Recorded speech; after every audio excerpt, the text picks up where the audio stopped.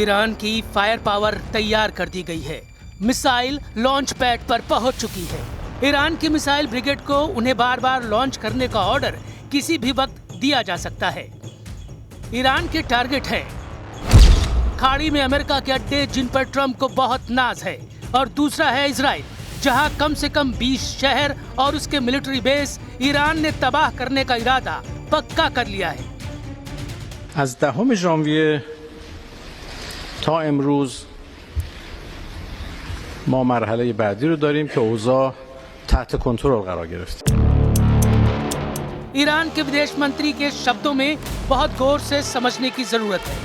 इसमें वो आग है जो ईरान के मिसाइल बूस्टर की गर्मी से ज्यादा खतरनाक है। अब्बास अरागची ट्रंप को बता रहे हैं कि जो गलती इजराइल ने की थी वो अमेरिका दोहराने की जरूरत न करे। آقای ترامپ رئیس جمهور آمریکا گفته بود که اگر مردم کشته بشن ما میاییم و دخالت میکنیم. ईरान ने बता दिया कि उसका दुश्मन नंबर 1 कौन है, वो अमेरिका या फिर इजराइल है।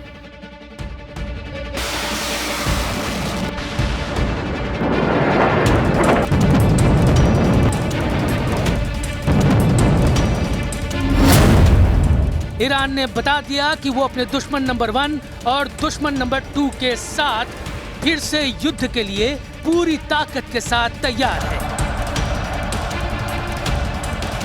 जिंदगी को तबाह करते बीसते। ईरान के सर्वोच्च नेता अली खमैनी ने कह दिया कि ईरान झुकेगा नहीं, ईरान डरेगा नहीं और ईरान से अब कोई टकराएगा तो बचेगा नहीं। Well, I think one thing President Trump is very good at is always keeping all of his options on the table, and airstrikes would be one of the many options that are on the table for the commander-in-chief.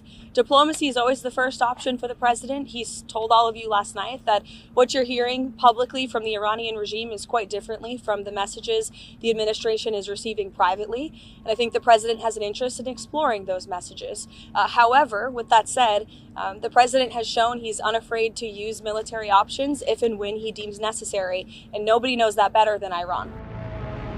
खमैनी और उनके कमांडरों का रुख देखकर साफ लग रहा है कि न अमेरिका और न ही इजराइल के लिए ईरान से निपटना आसान होने वाला है, क्योंकि एक तरफ रूस से भारी समर्थन मिलने के बाद ईरान लगातार अमेरिका को आंख दिखा रहा है, तो दूसरी तरफ इजराइल के लिए उसने अपनी नई मिसाइल तैयार करके रखी हुई है।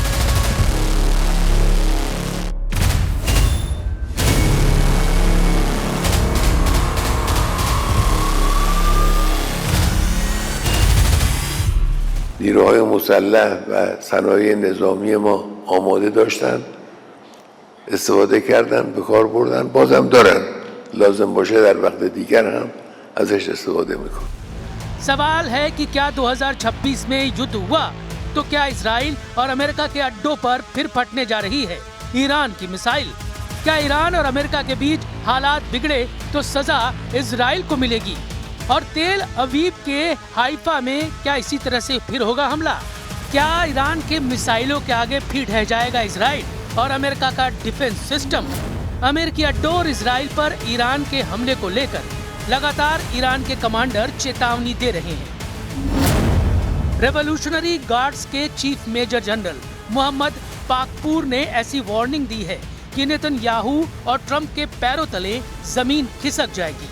ऐसा दावा ईरान में किया जा रहा है। कमांडर पाकपूर ने कहा कि अगर इजराइल ने ईरान पर फिर हमला करने की गलती की तो ईरान की सेना इजराइल के लिए जहन्नुम के दरवाजे खोल देगी। मेजर जनरल पाकपूर की वार्निंग बता रही है कि ईरान ऑपरेशन ट्रू प्रॉमिस 4 को अंजाम देने के लिए पूरी तरह से तैयार है। ईरान के इस बहुत ही ताकतवर कमांडर की वार्निंग डराने वाली है।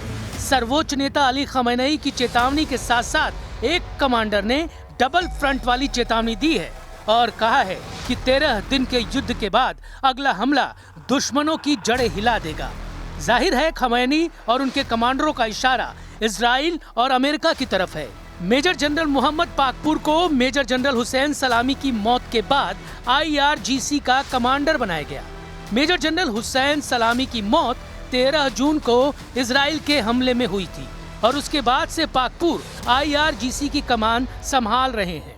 इजराइल के खिलाफ 12 दिन तक मिसाइल अटैक करने के बाद जब युद्ध विराम हुआ तो मेजर जनरल पाकपुर ने क्या कहा था, बहुत गौर से देखिए। دستشون روی ماشه است. اگر خطایی از طرف دشمن صورت بگیره حتما مثل 12 روز گذشته مقابله مثل جانانه انجام خواهیم داد.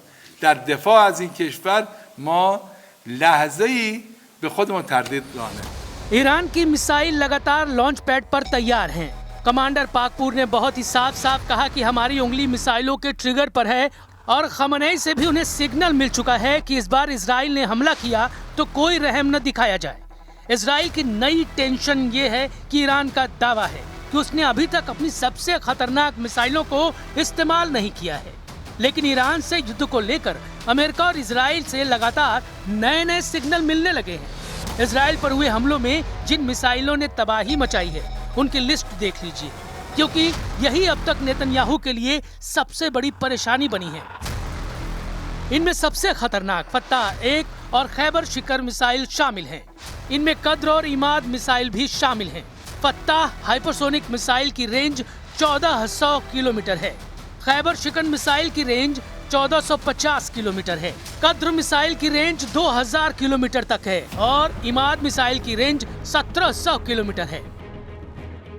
मिसाइलों को लेकर ईरान की तरफ से ऐसी वार्निंग इसलिए आ रही है क्योंकि नेतन्याहू और ट्रंप का रुख अमेरिका को लेकर काफी सख्त देखा जा रहा है। If you look at the Middle East, I would say prior to us hitting Iran so hard, we could have never made that deal because you would have had a dark cloud over the Middle East when we took out their nuclear capability, which was one of the great military maneuvers of all time. It was flawless. You saw that. Trump और Netanyahu दोनों जानते हैं कि Israel पर Iran की जितनी missile गिरी, ऐसे हर धमाके ने इजराइल के मिसाइल डिफेंस सिस्टम का पुर्जा ढीला कर दिया। तेल अवीव से लेकर हाइफा और अशदोद से लेकर बेन गुरियन हवाई अड्डे तक हर मिसाइल हमले ने नेतन्याहू को ईरान पर नया प्लान बनाने पर मजबूर कर दिया है और ईरान में हुए हिंसक प्रदर्शन इस नई रणनीति का सबसे बड़ा सबूत माना जा रहा है। از یک اعتراض به جای خواسته به حق مردم بر این موج سوار شد و این جنایت ها رو آفرید و در حقیقت وارد فاز جنگ تروریستی شد. 13 जून 2025 को जब ईरान पर हमला हुआ, उसके बाद 12 दिन तक दोनों तरफ से एक दूसरे के खिलाफ ताबड़तोड़ युद्ध हुआ। हमले दिन रात हो रहे थे। एक तरफ से फाइटर जेट तो दूसरी तरफ से बैलिस्टिक मिसाइल दागी गई। एक तरफ नेतन्याहू ने कमान संभाली जिसमें अमेरिका से भी पूरी मदद थी, तो दूसरी तरफ ईरान के सर्वोच्च नेता अली खamenei ने मोर्चा संभाला और तमाम मिलिट्री लीडरशिप खत्म होने के बाद फौरन सेना की कमान नए कमांडरों के हाथों में दे दी और फिर 12 दिनों तक ईरान ने बता दिया कि इजराइल की शुरुआती स्ट्राइक के बाद उसकी मिसाइल पावर बरकरार है। ईरान के तेवर बता रहे हैं कि उसकी मिसाइल फिर तैयार है और ईरान पर फिर से हमला हुआ तो तेल अवीव और हाइफा बुरी तरह से दहलेगा। ये वार्निंग ईरान से लगातार आ रही है। ईरान के बड़े बड़े जनरल लगातार इजराइल को वार्निंग दे रहे हैं। ईरान बार बार ये दावा कर रहा है कि उसने 12 दिन के युद्ध के दौरान अपनी पूरी ताकत का इस्तेमाल नहीं किया और अब उस पर हमला हुआ तो इतनी मिसाइल दागी जाएगी कि अमेरिका और इजराइल सोच में पड़ जाएंगे कि वो किसे रोके और किसे नहीं। यानी ईरान बता रहा है कि अगर उस पर दोबारा युद्ध थोपा गया तो इसका नतीजा इजराइल की संपूर्ण तबाही होगा।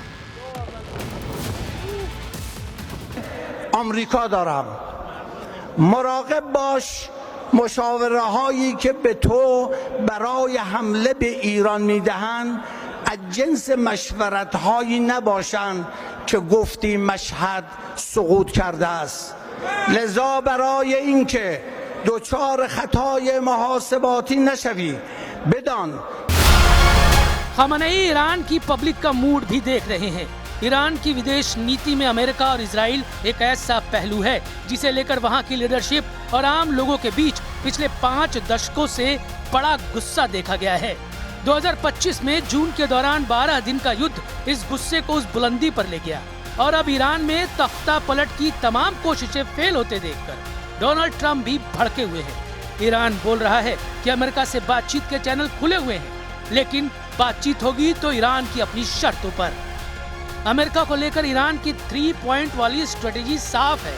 पहला, इजराइल को मदद पहुंचाना बंद करे। दूसरा, परमाणु कार्यक्रम में दखल न दे। और तीसरा, अपने सैन्य अड्डे पश्चिम एशिया से समेट ले। که جمهوری اسلامی هرگز در پی تسلیحات هسته‌ای نیست و نیز هرگز از حق ملت خود در استفاده صلح‌آمیز از انرژی هسته‌ای چشم‌پوشی نخواهد کرد. अमेरिका ने जून 2025 में ईरान की मिसाइल लॉन्च होते देखी है।